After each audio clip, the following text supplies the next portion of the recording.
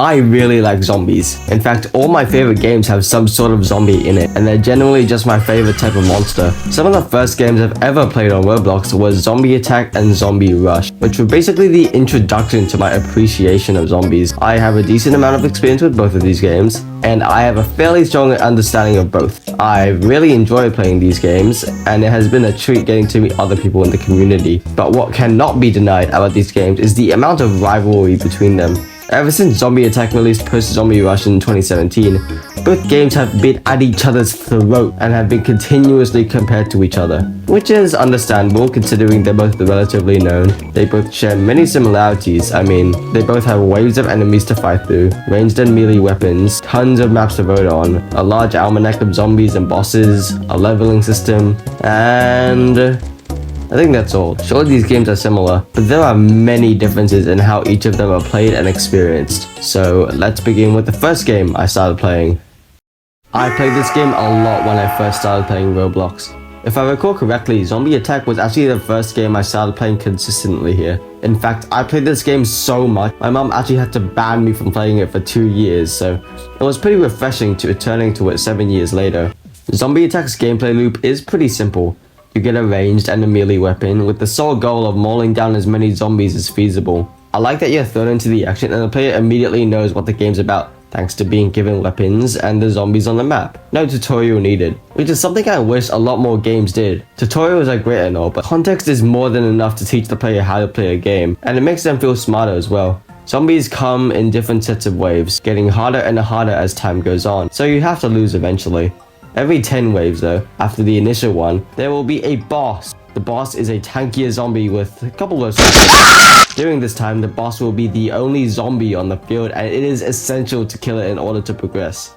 I like this. I think it's fun that the whole team needs to collectively work together on one zombie to progress to the next stage, instead of dealing with their own private hordes all the time to progress. Although I do think the late game normal hordes of zombies are leagues more dangerous than the bosses, but I still think it's a fun addition. It gives players a bigger sense of teamwork, and that's what I enjoy about this game. It also helps the gameplay from getting too boring. There's quite a bit of content this game has to offer despite only withholding one idea, which is surprising considering there's not usually too much to squeeze into one loop. There is a large arsenal of weapons to choose from with various different playstyles. You could try to play more aggressively with an auto weapon like the machine gun, which excels on dealing rapid but little damage to zombies, or something more relaxed like the Cobra that rewards accuracy and pacing. Each weapon feels distinct enough to the point that they encourage you to experiment and figure out what suits you the best. I personally prefer the auto and sniper weapons, but that's just my personal playstyle. On another note, there are 16 types of zombies in this game, each with different gimmicks to help keep them mostly unique. 16 isn't a lot, but to compensate, zombies can be equipped with different variants to make them more challenging and give off more XP. For example, they have the chance to be tankier, faster, or stronger, which is always a good addition to have. Over time, as more big, scary zombies show up, teamwork becomes a lot more apparent, and that wouldn't be possible without all the special, more difficult zombies on the field, which I think is great and makes the game a lot more fun. I also enjoy getting rewarded a lot of XP for killing something like a tank beast, which takes like 30 seconds to kill. The primary weapon you're going to be using throughout your gameplay is the gun, as it is really good against fending yourself off from far distances. Getting too close to groups of zombies in this game usually results in a game over, so a ranged weapon is your best bet. And honestly, the gun is objectively better than the knife, which really does make it pretty useless. If you ever decide to use the knife instead of the gun in the later waves, the zombies will pile on top of you and kill you by number. Whereas if you had used the gun from a far distance, they couldn't have gotten so close to you in the first place. The knife is only counterintuitive in this game, and only seems as a backup tool if the zombies are genuinely on top of you. I am aware you can throw the knife, but why do that when you have the gun? I don't get it! Pets are also something you can purchase and use, and are mainly used for making killing zombies easier than clearing out whole swarms. They're just for dealing chip damage, self-healing, things like that. It's not game-changing, but it's an addition that I can appreciate about this game. In terms of actual replayability, I think this game does an alright job at it. It has an incredibly easy leveling system that has no limit. You can really grind levels fast here. It takes around 2 minutes to level up once, which is extremely quick. You can get XP from killing zombies, giving more XP for harder ones. And you can always have your eye on a specific weapon you may be aiming for. You can only get guns through money and knives through levels. I actually quite like this, and if you couldn't get knives passively through levels, then I probably wouldn't have gotten any at all. Even though I like leveling up, knives are just objectively worse than guns, so I don't think there's a good enough incentive to keep leveling up. If we don't factor in levels though, it's overall just really satisfying killing a zombie, especially with a headshot. Same goes with killing a whole bunch of them in a row and watching your catch quickly increase. That is something that made me come back to this game time and time again, and I think that's the same reason I played this game so much when I was younger. And that's basically all my critique here. Of course I couldn't cover everything about this game, such as the maps, the loot, and the skins, but that's basically all I want to say about Zombie Attack. I don't think this game is in development anymore, besides some seasonal updates, which is pretty sad, but it still manages to hold up to my surprise. So let's talk about Zombie Rush! This is the other zombie game I began playing after my mom banned me from Zombie Attack, and man, are these games really similar. I've already mentioned them at the start of this video, so I'll just say this. I will only be talking about the things that make this game unique, and giving my thoughts on them, because no one wants to hear things I've just repeated, now do they?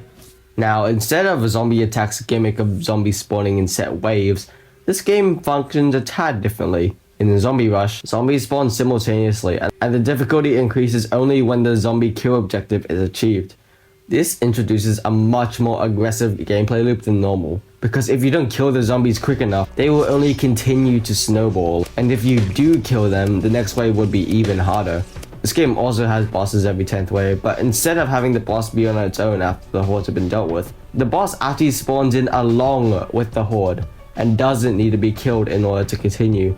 This does make bosses a lot less threatening nor central in this game, because you can just be dealing with your own crowd of zombies and not give a single care for the boss. This decision makes this game seem less reliant on teamwork when it is just as important, and makes the boss seem like an additional whatever zombie, which is something I don't really find fun in this game. The vast majority of the server having to deal with their own mobs of zombies while some other people deal with a fun boss with cool mechanics is a lot less fun than the whole server contributing to killing one boss. To kill the zombies, you get a whopping 3 tools: a ranged weapon, a melee weapon, and a throwable explosive. Your gun and melee weapon are the ones you're going to find yourself using most of the time. And for the bomb is kind of useless. Hey, post-recording Electro here, and the bomb is not useless. When I was writing the script, I used the grenade the same way you would use it in Zombie Attack, where I would throw it and it will go so far ahead of me that it won't hit anything. Now, when recording footage for this video, I discovered the method of throwing it a bit ahead of me and leading groups of zombies towards its vicinity, and that actually worked out really well. In fact, I have managed to wipe out whole hordes thanks to this method. The strategy is to get most of the zombies relatively low on HP and launch the grenade in front of you. Do keep in mind that you can't use this as like a last resort type of thing, as you might tank some hits keeping the zombies within the blast range. But nonetheless, the bombs are a very strong item. Okay, back to the video. The explosives aside, I really like how the other 2 weapons are incorporated here. The melee weapon does a large amount of damage, it hit multiple targets, and is relatively spammable, which by itself is pretty strong, stronger than the one in Zombie Attack. But what really sold me here is what it also does. The melee in Zombie Rush does knockback. I really like this. It's helpful in situations where you get zoned by zombies, which happens a lot in the late game. It helps give you distance from the zombies to continue using the gun to maul them from afar. The melee and the ranged weapons synergize really well in this game, and that's all thanks to the knockback. To unlock the tools in this game instead of using any kind of currency, they just use levels, which I think is a bit iffy because it takes way too long to level up in Zombie Rush. So it might even take a couple days to get your next item, but I don't think this addition is all too much either. There is a large variety of content in Zombie Rush, having guns of all types, spray, auto, manual, all with varying stats like fire rate, damage, range, and some others too. These stats are pretty important in a match, as a pistol probably isn't going to fend off against 50 plus zombies in front of you. And same goes with the melee weapons as well, which supports the use of many different playstyles and combinations that align with the player's best preferences. There are also missions in this game. These could be like getting 50 headshot kills, killing 25 boots, killing a boss, stuff like that. Missions are only for XP though, but they're another thing that makes the game feel more alive. Leveling is pretty laborious in this game, so the missions do help make it a bit lighter. Also, there are many zombies in this game. Around 60 in fact, if you include variations. Don't ask me why they start turning into ores, not even I know. The bosses in this game are a bit more underwhelming, but since they spawn alongside the horde, it balances out, which can definitely lead to some hectic scenarios. In terms of replayability, this game does a decent job at it. Leveling up is nice, and I like getting high scores on my waves until I eventually die. There's always a push to do one more run in these types of games, because you can always beat your high score if you play your cards right. In terms of critique though, there are some massive cost leaps in items. I'm not kidding, the melee weapons go from a 25 level difference to a 75 level difference to a 250 level difference, which does make goals in this game a lot harder to shoot for, because 250 is a massive number and can take up to weeks to achieve. This greatly discourages using different loadouts and makes the progression system pretty demotivating. On another note, there is a decent selection of maps, and with the right team and loadout, you can definitely get to waves above level 100. So, which game is better? Neither. Both are good. Nah, just kidding. I definitely find Zombie Rush more fun. I find aspects of it more pleasant than Zombie Attack. I enjoy the aggressive gameplay, I enjoy the zombie types, I enjoy the higher skill cap, the arsenal. And this by no means makes Zombie Rush better than Zombie Attack.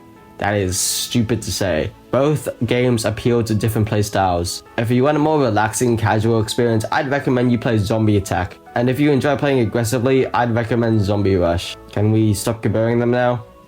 Okay, bye. Wish you a Merry Christmas. We wish you a Merry Christmas. We wish you a Merry Christmas and a Happy New Year. Good tidings we bring to you and your kin. We wish you a Merry Christmas and a Happy New Year.